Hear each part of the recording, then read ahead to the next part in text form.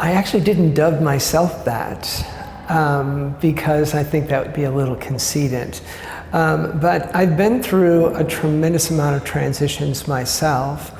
And I didn't actually even recognize that I'd gone through that many transitions until I went through my gender transition.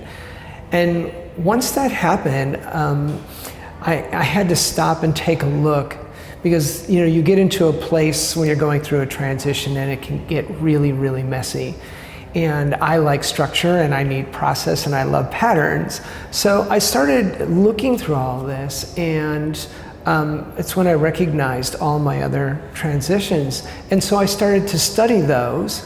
And then I did a bunch of interviews with almost 200 people to find out what their patterns were when they were going into a transition, what actually got them to go over the line into the transition, what happened to them when they got there, how many people actually turned back and went back to their old comfort zones, and then how many people actually followed it through.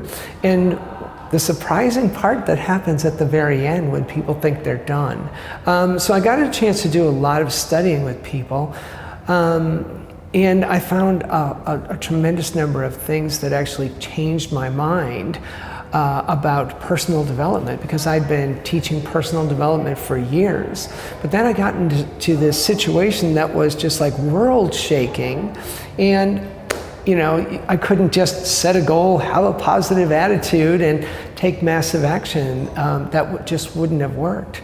So I got dubbed the Transition Specialist by one of my clients, who said, with everybody that you've trained, thousands of people, hundreds of businesses, and coached executives, he goes, you're just a transition specialist. It was just kind of a throwaway, and I went, oh, that's kind of interesting. So we put it out there, and people really loved it.